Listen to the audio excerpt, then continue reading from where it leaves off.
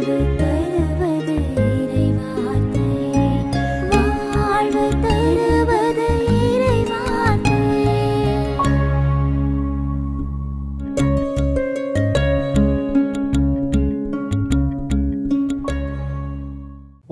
வாழும் மாதா தொலைக்காட்சியின் அன்பர்களே, வாழ்வு தரும் இறை வார்த்தை என்னும் நிகழ்ச்சியின் வாயிலாக மீண்டும் உங்களை சந்திப்பதிலே தந்தையர்கள் நாங்கள் மகிழ்ச்சி அடைகின்றோம். உங்களை இந்த நிகழ்ச்சிக்கு வரவேற்கின்றோம். இன்று நம் ஆண்டவர் இயேசுவினுடைய திருமுழுக்கு பெருவிழாவை கொண்டாடுகிறோம். இயேசுவை ஒரு குழந்தையாக, இயேசுவை இந்த உலகத்திற்கு மீட்க வந்த கன்னிமரியாளின் மகனாக, இயேசுவை ஒரு ஏழையாக நாம் இதுவரை கொண்டாடினோம்.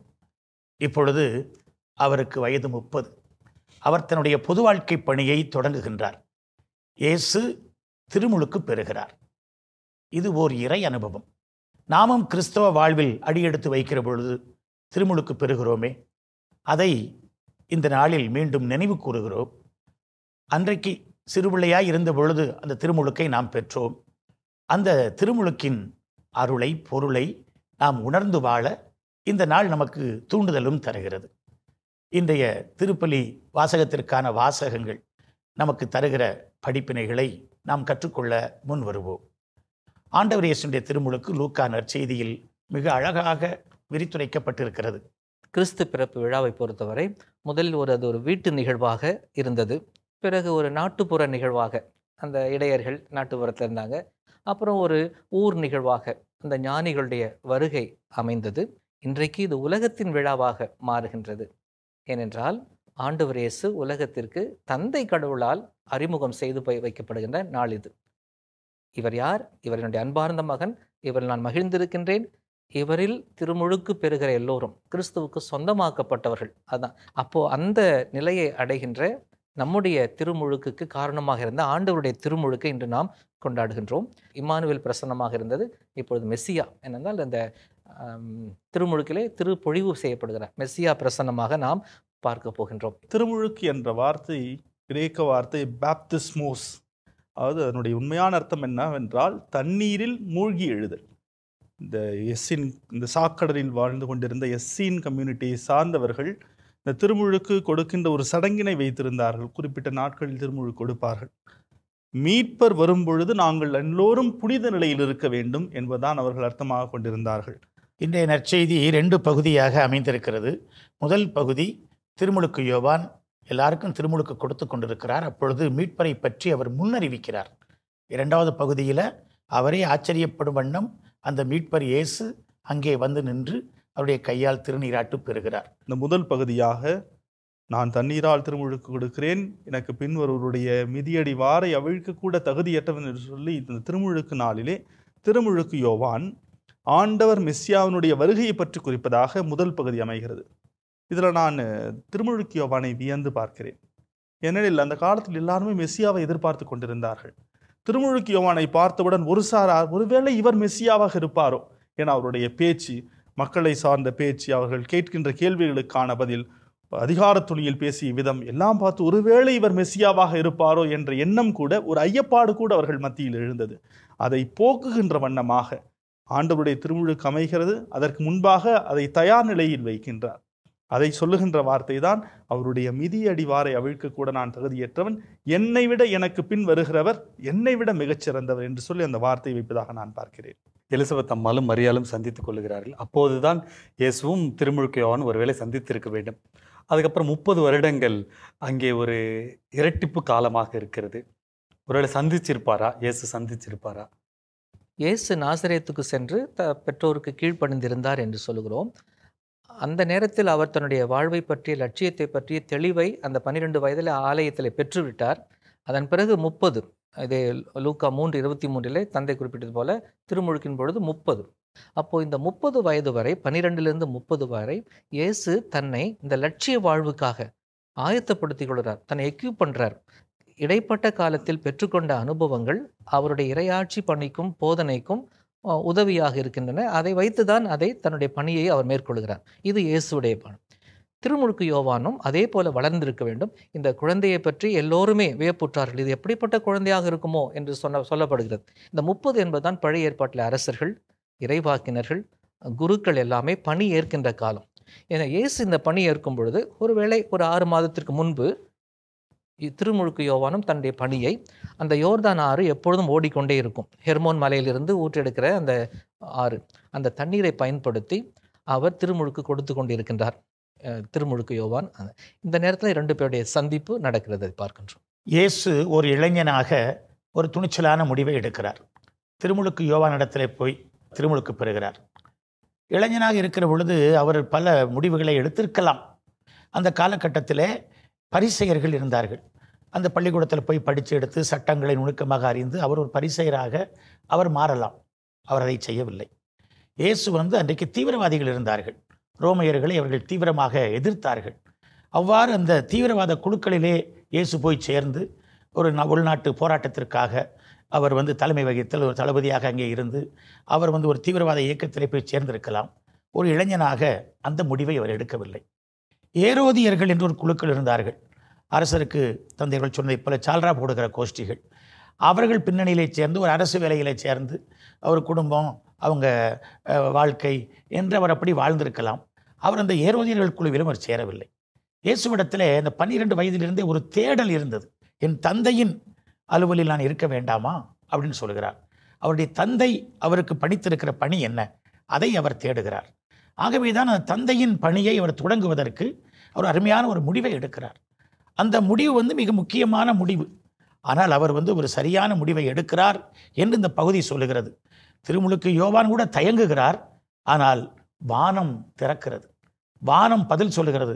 தந்தை இவருடைய செயல் சரி என்று அங்கீகாரம் கொடுக்கிறார். இந்த 2வது பகுதியில் ஒரு சில அடையாளங்களை வைக்கிறார். அதுவும் சிறப்பாக லூக்கா நற்செய்தியில் மட்டும்தான் இந்த வானம் திறத்தல், புறா வடிவில் இறங்கி வருதல் எப்பொழுது நடைபெறுகிறது என்றால் இறைவனிடம் வேண்டிக் கொண்டிருந்த பொழுது அந்த வார்த்தை வைப்பார். ஏன்னா லூக்கா நற்செய்தியை ஜெபத்தின் நற்செய்தி, நீங்கள் ஒரு முறை சொன்னீங்க, ஜெபத்தின் நற்செய்தி என்று கூட அழைக்கலாம். ஏனெனில் இயேசு தன்னுடைய பணியை துவங்கும் பொழுதும் ஜெபத்தின் வழியாகத்தான் துவங்குகிறார்.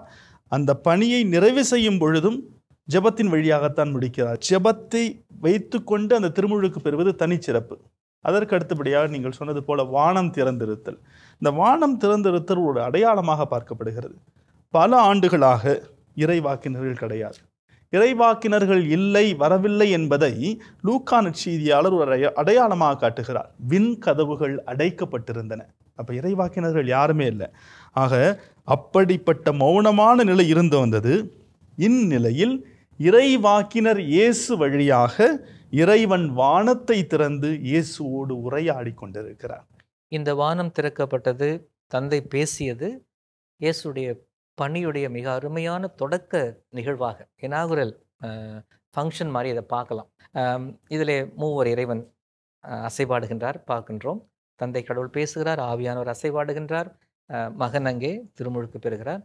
அப்போ மூவர் கடவுள் தன்னுடைய மறைபொருளை, மீட்பின் மறைபொருளை நிறைவேற்ற ஆரம்பிக்கிறார்கள் ஒன்று. அதே போல் இடையிலே ஏறக்குறைய 3 ஒத்தமை நற்செய்திகளின் இடைப்பகுதியிலே இயேசுடைய இந்த ஏறுமுனை எல்லாம் பிரபலமாக ஆயிட்டே வர நேரத்தில் தான் அந்த தோற்றமாற்ற நிகழ்வு நிகழ்கிறது. அந்த மலையிலே நிகழும்போது இதே மாதிரி வானம் திறப்பது, தந்தை பேசுவது, இது எல்லாமே நடப்பதை நாம் பார்க்கின்றோம். அப்போ இயேசுடைய பணி துவங்குவதும் இடையிலே ஊர்ஜிதப்படுத்தப்படுவதும் சிலுவையிலும் உயிர்ப்பிலும் நிறைவு பெறுவதும் நாம் தொடங்குகிறோம், இந்த பயணத்தை தொடங்குகிறோம் என்பதற்கு இது அடையாளம். இந்த திருமுழுக்கு யோவான் மனமாற்றம் பெறுவதற்காக தான் இந்த திருமுழுக்கை கொடுத்து கொண்டிருக்கிறார். இயேசு எதற்காக அந்த திருமுழுக்கை எல்லோரோடும் சேர்ந்து பெற வேண்டும்? உங்களுக்கு இருந்த அதே சந்தேகம்தான் தொடக்க கால கிறிஸ்தவர்களுக்கும் இருந்தது. ஏன்னா யோவான் திருமுழுக்கு கொடுத்தது பாவ மன்னிப்பிற்காக. அப்போ ஆண்டவர் இயேசு திருமுழுக்கு பெற்றார்னா அவர் என்ன பாவம் செஞ்சிருக்கிறார்? அதனால் தொடக்க கிறிஸ்தவர்கள் அதை எப்படி புரிந்து கொண்டார்கள் என்றால், பாவத்திற்கான திருமுழுக்கு அல்ல, நம்முடைய பாவங்களை நமக்காக தன் தோள் மேல் சுமந்து கொண்டு நம்மை போல வாழ்ந்தார் என்பதன் அடையாளமாக அந்த திருமுழுக்கை பெற்றார். அதற்கு நாம் எபிரேயருக்கு எழுதிய திருமுகத்திலே நாம் சரியான பதிலை தேடுகின்றோம். 2ஆம் அதிகாரம் 18 எடுத்துக்கலாம். இவ்வாறு தாமே சோதனைக்குள்ளாகி துன்பப்பட்டதால் சோதிக்கப்படுகிற அனைவருக்கும் உதவி செய்ய அவர் வல்லவர். அதாவது அவர் நம்மை போல ஒருவராக மாறுகின்றார். நம்மோடு இருக்கிறது நம்ம கூட பக்கத்தில், anyway is an out cider, நம்ம வெளியே தான் இருக்க முடியும். ஆனால் நம்மை போல இருக்குன்னு சொல்லும் போது என்னை புரிந்து கொள்ளக்கூடியவர், என்னுடைய போராட்டங்கள், என்னுடைய வாழ்வின் நடப்புகள், எல்லாவற்றையும் புரிந்து கொள்ளக்கூடிய ஒருவராக இயேசு மாறுகிறார். இதுதான் அந்த இயேசுடைய மனு உரு ஏற்றலுடைய அருமை, பெருமை, உச்சம் என்று நாம் பார்க்கின்றேன். ஆனால் தான் 4ஆம் அதிகாரத்தில் 14 நாம் படிக்கின்றோம்.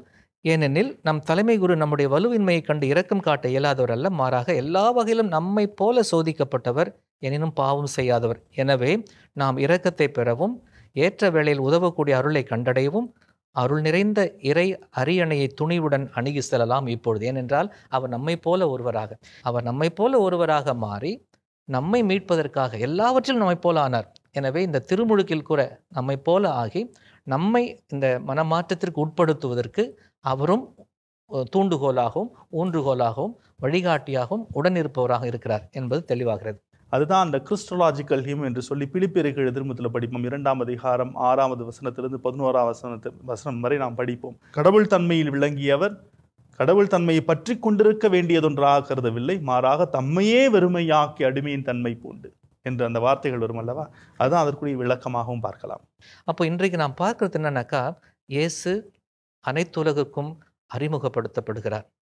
அவருக்கு ஒரு அங்கீகாரம் தரப்படுகிறது. இவர் உலகிற்காக அனுப்பப்பட்ட என் மகன், மீட்பின் பணியை அபிஷேகம் செய்து தொடங்க. எப்படி ஒரு அரசரோ ஒரு இறைவாக்கினரோ ஒரு குருவோ அபிஷேகம் செய்து தன் பணியை 30 தொடங்கினாங்களோ, 30 வயதில், இதே போல் இயேசுவும் பணியை தொடங்குகிறார். என்று இன்று உலகம் இயேசுவுக்கு திறந்து விடப்படுகிறது. இதுவரைக்கும் நாசரேத்து குடும்பத்துக்குள்ளே இருந்த இயேசு இந்த உலகத்தை பார்க்குறாரு. ஓ, இந்த உலகத்துக்காக நான் வாழணுமா, இந்த உலகத்துக்காக நான் உயிர் கொடுக்கணுமா அப்படின்னு உலகம் இயேசுக்கு முன்னால் திறந்து வைக்கப்படுகிறது. அதே வேளையில் இயேசு உலகத்திற்கு திறந்து வைக்கப்படுகிறார். இயேசுடைய திருமுழுக்கோடு நம்முடைய திருமுழுக்கையும் நாம் ஒப்பிட்டு பார்த்தல் வேண்டும். இன்றைக்கு இந்த திருமுழுக்கை குறித்து நிறைய கேள்விகள், குழப்பங்கள் இருக்கின்றன. மிகவும் குறிப்பாக பிரிந்த சபையினர் முழுக்குதான் பெற வேண்டும் என்று அவர்கள் சொல்கிறார்கள். அதுலேயும் குழப்புகிற நிறைய பிரசங்கிகள் இருக்கிறார்கள். திருத்தூதர் பணிகள் நூல்ல இயேசுவின் பெயரால் பெறணும்னு சொல்லியிருக்குது, அது செல்லாது, நீங்கள் வாங்க, உங்களுக்கு இயேசுவின் பெயரால் நான் திருமுழுக்கு கொடுக்குறேன் அப்படின்னு இன்னொருத்தர் சொல்கிறாரு. என்னையே ஒருத்தர் அப்படிதான் ஃபாதர் கேட்டார். அங்கே வெறும் தண்ணீரால் நமக்கு மீட்பு கிடையாது, இயேசுவால் மீட்பு. திரு அவையுடைய அருமையான இந்த அருள் அடையாள இந்த எக்கானமி ஆஃப் சாக்ரமெண்ட் சொல்கிறோம் இல்லையா, அந்த கட்டமைப்பில் என்ன எப்படி நடக்குதுனாக்கா, அந்த ஒவ்வொரு அருள் அடையாளத்திற்கும் ஒரு வெளி அடையாளம் இருக்கும். வெளி அடையாளம் கட்டாயமாக இருக்கும். உதாரணமாக திருமணம் என்று சொன்னால் நம்ம உடனே தாலின்னு சொல்லுவோம். ஆனால் இந்த வெளி அடையாளத்துக்கு ஒரு 2 முக்கியமான தன்மைகள் இருக்க வேண்டும். ஒன்று, யார் பார்த்தாலும் அது என்ன என்று சொல்ல வேண்டும். 2வது, அது எந்த நாட்டில் இருந்தாலும் மாறக்கூடாது. அப்போ நம்ம தாலின்னு சொல்லிடுறோம். அப்போ வெளிநாட்டில் போயிட்டு தாலி, வாட் இஸ் தாலின்னு கேட்பாங்க. அங்கே ரிங் போடுவாங்க. அப்போ மாறி போயிடுது. அப்போ அது அடையாளம் இருக்க முடியாது. அது ஒரு சமூக அடையாளம் தான். எல்லா இடத்துலையும் மாறாத வெளி அடையாளம். அந்த கணவனும் மனைவியும் வலது கையை பிடித்து ஒருவருக்கு கொடுக்கிற வாக்குறுதி தான் அது வெளி அடையாளமாக மாறுகிறது.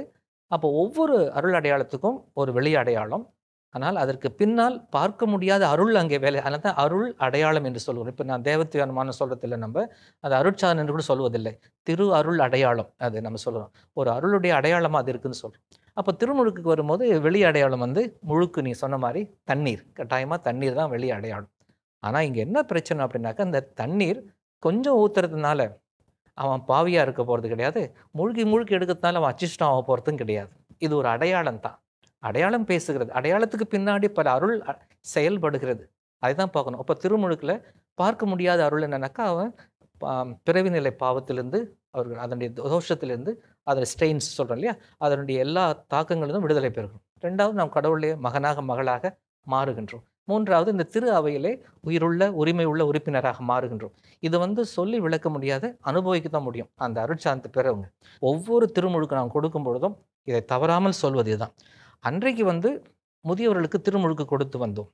இன்றைக்கு குழந்தைகளுக்கு கொடுக்கலாம் திரு அவை சொல்லுது. அப்போ அது ஒரு பெரிய பிரச்சனை சொல்கிறாங்க. நம்ம ஏன் குழந்தைகளுக்கு கொடுக்குறேன்? காரணம், சின்ன பிள்ளையா இருக்கும் போதே குட் மார்னிங் சொல்லு, இந்த கையில் கொடுத்து அந்த கையில் இந்த கையில் சிறு வயதில் சொல்லிக் கொடுக்குறோம். அப்படி சொல்லிக் கொடுக்கும்போது ஏன் நம்முடைய மறை வாழ்வையும் சமய வாழ்வையும் நம்ம நம்பிக்கை வாழ்வையும் ஏன் அப்பயே தொடங்கக்கூடாது? ஏன் அதை மட்டும் வளர்ந்த பிற்பாடு செய்யணும் சொல்லிட்டு தான் திரு அவை குழந்தைகள் திருமுழுக்கை ஆரம்பித்தது. அப்போ அன்னைக்கு மூத்தவர்களுக்கு கொடுக்கும்போது தண்ணியில் மூழ்கி எடுத்தோம். இன்றைக்கு அது முடியாது. குழந்தைகளுக்கு கொடுக்கும்போது அந்த மாதிரி மூழ்கி எடுக்க முடியாது. 2வது, தண்ணீர் பஞ்சம்.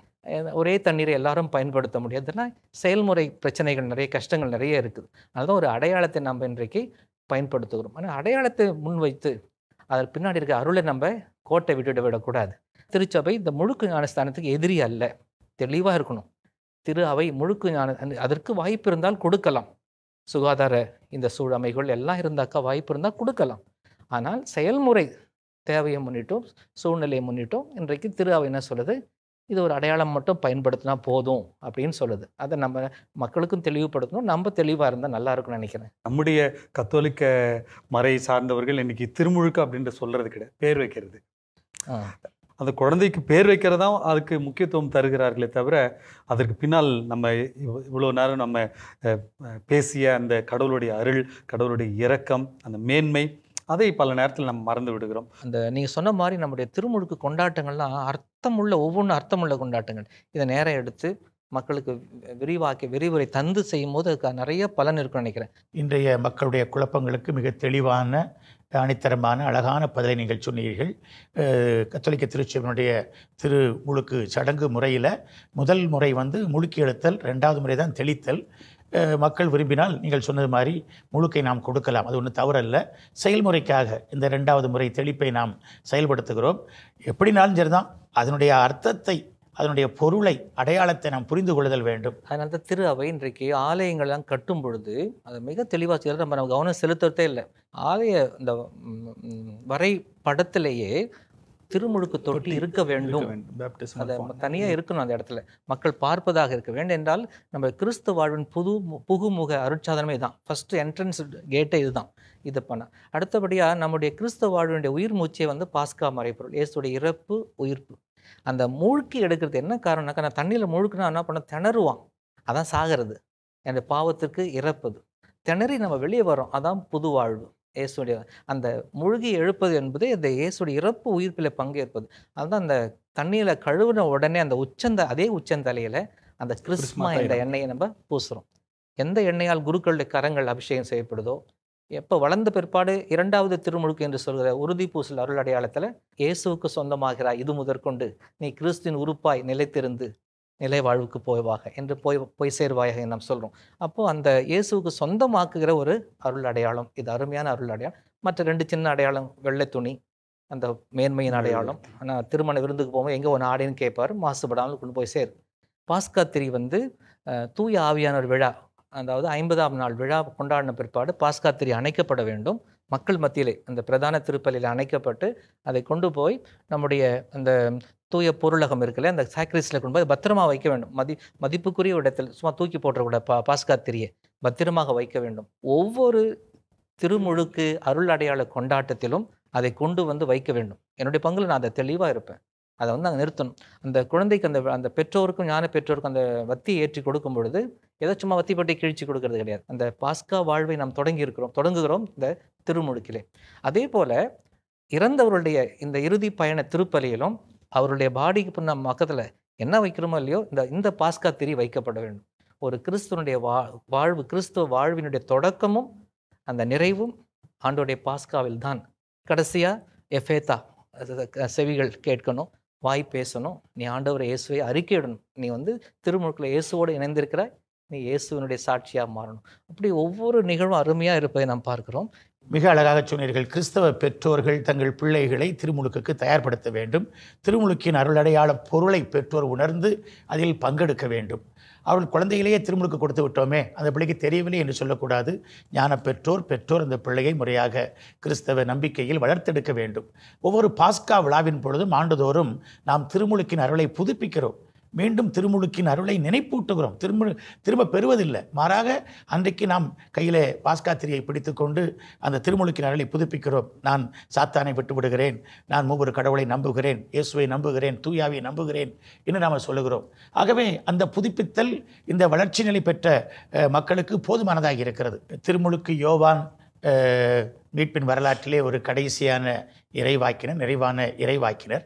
ஆனால் பழைய ஏற்பாட்டிலே இறைவாக்கினர்கள் கடவுளுடைய தண்டனையை, கடவுளுடைய கண்டிப்பை, கடவுளுடைய ஆறுதலை மக்களுக்கு வெளிப்படுத்தினார்கள். இன்றைய வழிபாட்டில் முதல் வாசகம் எசையா எழுதிய இறைவாக்குடன் தரப்படுகிறது.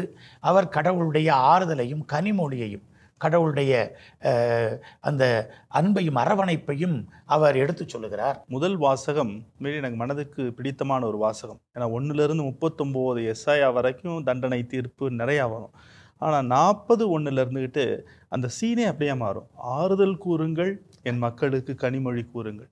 ஏற்கனவே நொந்து வேதனைப்பட்டு சின்னாபின்னமாக இருக்கின்ற மக்கள், அதற்கு நம்ம அந்த மக்களுடைய வேதனையை புரிந்து கொள்ள வேண்டும் என்றால் திருப்பாடல் 137 படிக்கணும். பாபிலோனின் ஆறுகளில் அமர்ந்து நாங்கள் சீயோனை நினைத்து எழுதும், எங்கள் யாழினை அரளிச் செடிகளில் மாட்டி வைத்தோம். அங்கே இருப்பவர்கள் எங்களை புகழ்பாக்கள் இசைக்கும்படி கேட்கிறார்கள். அந்நிய தேசத்தில் எப்படி நாங்கள் ஆண்டவரின் புகழை பாடுவது? ஓ எருசலேமே, நீ என்னை நினையாவிடில் என்னுடைய வலதுகை சூம்பி போவதாக. ஓமன் எருசலேமே, உன்னை நான் மணிமகுடமாக கருதாவிடில் என் மேல்வாயோடு ஒட்டி கொள்வதாக. இந்த வேதனை வெளிப்படுத்துகின்ற பாடல். அப்படிப்பட்ட வேதனையில் இருக்கின்ற மக்கள் பாபிலோனின் ஆறுகளில் அமர்ந்து கண்ணீரை சிந்திக் கொண்டிருக்கிறார்கள். ஆக அந்த மக்களுக்கு ஒரு ஆறுதலை கொடுக்கின்ற வார்த்தையாகத்தான் இருக்கின்றது. பாபிலோனில் இருந்த மக்கள் நொந்து வெந்து போனார்கள் என்று அழகாக நீங்கள் விளக்கினீங்க. அது வெறுமனே இழப்புகளுக்காக மட்டுமல்ல, நாட்டை இழந்தது, வீட்டை இழந்தது, கோவிலை இழந்தது, தங்களுடைய அவமானம், இதெல்லாம் அது மட்டும் இல்லாமல் அவங்களுக்கு இருந்த பேரிடி, அவங்க உள்ளத்தை வாட்டி வதைத்த ஒரு பெரிய காரியம்னா, அதிர்ச்சி என்னன்னாக்கா, நாம தான் கடவுளின் தேர்ச்சிக்குரிய மக்களா, நம்ம தான் கடவுள் தேர்ந்து கொண்டாரா, அந்த உடன்படிக்கை உறவு என்ன ஆச்சு? ஓசி அழகா சொல்றாரு, அன்பு கயிறால் உன்னை கட்டுவேன், அந்த கயிறு அருந்து போச்சா? இந்த மனவேதனை தான் அவர்கள் அதிகமாக, இந்த உடன்படிக்கை உறவு பற்றிய வேதனை அவர்களுக்கு அதிகம். தாவீதின் வம்ச தொடர்ச்சி என்ன வாயிற்று சொன்னாரே, அத்தனை வாக்குறுதி கொடுத்தாரே. இந்த நேரத்தில் தான் நீங்கள் சொன்னது அந்த ஆறுதல் ரொம்ப அருமையான அந்த புக் ஆஃப் கான்சலேஷன் சொல்வார்கள். இந்த 40 55 வரை உள்ள அந்த பகுதியை 2ஆம் எஸ்ஐயா அல்லது புக் ஆஃப் கான்சலேஷன், ஆறுதல் தருகின்ற. அதனால தான் நான் சொல்கிறேன், இந்த பகுதியை படிக்கும்போது எனக்கு வருகிற ஒரு முக்கியமான இது, பழைய ஏற்பாட்டுக்கும் புதிய ஏற்பாட்டுக்கும் இருக்கிற முக்கியமான 2-3 வேறுபாடுகள். ஒன்று நாம் பார்க்கறது, பழைய ஏற்பாட்டில் ஒரு கூட்டு உறவு. அங்கே பார்த்தீங்கன்னாக்கா ஒரு கூட்டு உறவு, நீங்கள் என் மக்களாக இருப்பீர்கள், நான் உங்கள் கடவுளாக இருப்பேன். ஆனால் புதிய ஏற்பாட்டில் இயேசு நமக்கு கிடைச்சது என்னன்னாக்கா ஒரு குடும்ப உறவு. நீங்கள் என் மகள், என் மகள், நான் உங்கள் தந்தை. இது ஒரு குடும்ப உறவு. தந்தை, அவருடைய மகன் அண்ட் மகள். அது எதில் யாரால் சாத்தியமாகுதுனாக்கா இயேசு கிறிஸ்து தான் சாத்தியமாகுது. அந்த ஆறுதல் சொல்லும்போது ஆண்டவர் என்ன சொல்கிறார், ஒரு புதிய வழிமுறை நான் ஏற்படுத்த போகிறேன். இயேசு கிறிஸ்துடைய இந்த திருமுழுக்கில் ஒரு புதிது தொடங்குறார். இறைவனது குரலது எக்காலமாக இறைவாக்கினர்கள் விளங்கினார்கள். மட்டுமல்ல, அவர்கள் ஆண்டவருடைய வழியை ஆயத்தம் செய்தார்கள். அந்த இறைவாக்கினர், குறிப்பாக எசையா இந்த இடத்துல அந்த கடவுள் அரசராக ஆற்றலோடு வருவார், ஒரு ஆயராக நம்மை தேற்றுவார்னு சொல்கிறாரு. அது எவ்வளோ அழகான ஒரு பகுதி இல்லை? நல்ல அருமையான பகுதி ஃபாதர். அதன் குறிப்பாக அந்த 9 - 11 வசனங்களில் எருசலேம் எப்படி சித்தரிக்கிறார் என்றால், எருசலேமை ஒரு பல தண்டனை தீர்ப்புகளால் தூய்மைப்படுத்தப்பட்டு புடமிட்டு வருகின்ற, ஆண்டவரை நோக்கி வருகின்ற ஒரு பெண்மணியாக சித்தரிக்கிறார். இந்த 9வது வசனத்திலே நம்ம படிக்கலாம், சீயோனை நற்செய்தி தருபவளே என்று சொல்லி அந்த வசனங்கள் அமைந்திருக்கும். அதன் பிறகு எப்படிப்பட்ட காரியங்களை ஆண்டவர் செய்கிறார் என்றால், ஒன்று சேர்க்கிறார், இன்னொன்று தோளில் சுமக்கிறார், மூன்றாவது கவனத்துடன் நடத்தி செல்லுகிறார். இது மூணுமே அந்த திருமுழுக்கு கொண்டாட்டத்தில் இருக்குது. திருமுழுக்கு என்பது இயேசுனுடைய பாடுகளில் பங்கெடுத்து நாம் இறந்து உயிர் தெழுவது. பாவத்தால் நாம் இழந்த அருள் வாழ்வை ஆண்டவர் இயேசு தன்னுடைய இறப்பாலும் தன்னுடைய உயிர்ப்பாலும் நமக்கு மீட்டு தந்தார். பவுலடியார் இதனை இன்றைய 2ஆம் வாசகத்தில் அழகுபட நமக்கு விளக்கிச் சொல்கிறார். திருமுழுக்கு நமக்கு வழங்குவது நிறைவாழ்வு, திருமுழுக்கு அருள்வது ஒரு மீட்பின் கொடை என்றெல்லாம் சொல்லுகிறார். பவுலடியார் திருமுழுக்கை ஒரு இறையியல் கண்ணோட்டத்திலே மிக ஆழ்ந்த பொருளுள்ள ஒரு சடங்கு, ஆழ்ந்த பொருளுள்ள ஒரு நுழைவு கொண்டாட்டம் என்றே பார்க்கிறார். ரோமேயருக்கு எழுதிய திருமுகத்திலும் சரி, இன்றைக்கு நாம் வாசிக்க கேட்கின்ற இந்த தீத்து திருமடலிலும் சரி, பவுலடியார் ஏறக்குள்ளே ஒரு நிர்வாக திரு அவையாக உருவான பிற்பாடு அவர்களுக்கு எழுதுகின்ற கடிதம் இது. அப்போ நிர்வாக திரு அவையில் புது புது திருமுழுக்குகள் நடந்து கொண்டே இருக்கின்றன. தீத்து ஒரு திரு அவையின் தலைவர். அவருக்கு எழுதும்போது, உங்ககிட்ட திருமுழுக்கு பெற்றவங்களாம் எப்படி வாழணும் அப்படின்னு சொல்லிட்டு அழகாக இந்த நம்முடைய வாசக பகுதிகளிலே, தீத்து திருமுகம் 2ஆம் அதிகாரம் 11-14 ஒரு பகுதியில், மீண்டும் 3ஆம் அதிகாரம் 4-7 எப்படி ஒரு கிறிஸ்துவன், அதாவது திருமுழுக்கு பெற்ற கிறிஸ்துவன் கிறிஸ்துவாவள் வாழ வேண்டும் என்ற அந்த வாழ்க்கையின் பாடத்தை சொல்லிக் கொடுப்பதை நாம் இங்கே பார்க்கின்றோம். திருமுழுக்கு பெறுவதால் மட்டும் நான் கடவுளுடைய பிள்ளை ஆக முடியாது. அது எனக்கு கொடுக்கப்பட்டிருக்கிற ஒரு வாய்ப்பு. இந்த வாய்ப்பை பயன்படுத்தி நான் எப்படி கடவுளுடைய பிள்ளையாக மாற வேண்டும். பல நேரத்தில் நம்ம நினச்சிக்கணும், நான் திருமுழுக்கு பெற்றுவிட்டால் போதும், என்னுடைய சொந்த சக்தியால் சொந்த ஆற்றலால் நான் எதையும் சாதித்து விட முடியும் அப்படின்னு இல்லை. கடவுளுடைய இரக்கத்தால் மட்டுமே இவையெல்லாம் நான் செய்ய முடியும். திருமுழுக்கு என்பது கடவுள் எனக்கு கொடுக்கின்ற அழைப்பு. அதைத்தான் பவுலடிகளார் சொல்லுவார், அருள் வெளிப்பட்டுள்ளது என்று சொல்லுவார். அதன் பிறகு அழைப்பு மட்டுமல்ல, என்னுடைய ரெஸ்பான்ஸ் என்ன, என்னுடைய பதில் என்ன. அதைத்தான் அவர் சொல்லும்பொழுது சொல்வார், உலகு சார்ந்த தீய நாட்டங்களை மறுத்தல். புனித ஜான் கிறிசோஸ்தம் இந்த வார்த்தையை பற்றி சொல்லும் பொழுது, உலகு சார்ந்தவை நம்மோடு விண்ணகத்திற்கு வராது, இந்த உலகத்திலேயே கரைந்து போவது.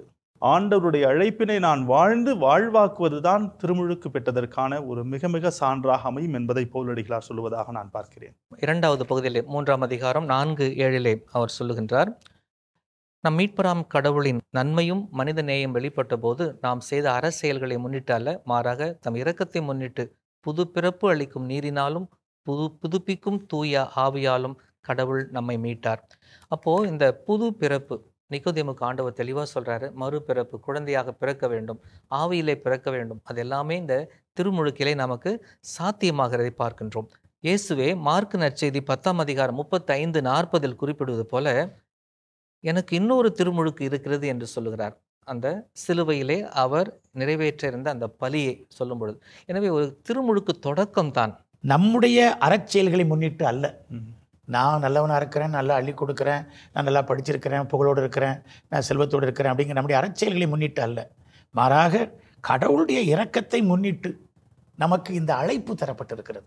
நாம் கிறிஸ்துவில் அந்த திருமுழுக்கை பெறுகிறோம், புது வாழ்வு பெறுகிறோம். ஆனால் அது முடிவல்ல, அது தொடக்கம். இயேசுக்கு எவ்வாறு ஒரு புது வாழ்க்கை பணி இதில் தொடங்கியதோ அதே போல கிறிஸ்தவ வாழ்வுக்கு நமக்கு அது தொடக்கம். நாம் ஒவ்வொரு நாளும் கடவுளுடைய திருவருளோடு ஒத்துழைத்து நாம் வாழ்தல் வேண்டும். என்னுடைய இறையியல் பேராசிரியர் மறைந்த மாமேதை அருட்தந்தை லூர்துசாமி அவர்கள் அழகாக சொல்வார்கள், ஒவ்வொரு முறையும் காலையில் நீங்கள் குளிக்கிற பொழுது நீங்கள் திருமுழுக்கின் அருளை நினையுங்கள். தண்ணீர் உங்கள் உடலில் படுகிற பொழுதெல்லாம் ஆண்டவருடைய அருள் உங்களை தொடுகிறது என்பதை நீங்கள் உணருங்கள். ஆவியே என்னுள் வாரும், இந்த நாளில் என்னை நீ புனிதமாக்கும், என்னை நீ வழிநடத்தும் என்று அவர்கள் எங்களுக்கு சொல்லிக் கொடுத்தார்கள். உண்மையிலேயே அப்படி இந்த அழைப்பை உணர்ந்து நாம் வாழ வேண்டும். அன்புமிக்கவர்களே, நாம் பொது காலத்தை தொடங்கி இருக்கிறோம். அதனுடைய முதல் ஞாயிறு ஆண்டவருடைய இந்த திருமுழுக்கு பெருவிழா ஞாயிறு. இயேசுனுடைய பொது வாழ்க்கை பணி தொடங்குகிறது, அது திருமுழுக்கில் தொடங்குகிறது. நம்முடைய கிறிஸ்தவ வாழ்வும் இந்த திருமுழுக்கில் தான் தொடங்குகிறது. நமக்கு விடுக்கப்படுகின்ற இந்த அழைப்பிற்கு செவிமடுத்து திருமுழுக்கினர்களை பெற்றவர்களாக தூய ஆவியின் வழி நடப்போம். வாழ்வு தரும் இறை வார்த்தை என்னும் நிகழ்ச்சி இத்துடன் இன்றைக்கு நிறைவுக்கு வருகிறது. மீண்டும் உங்களை அடுத்த நிகழ்ச்சியில் சந்திக்கும் வரை மனமகிழ்வோடு உங்களிடமிருந்து விடை பெறுகின்றோம்.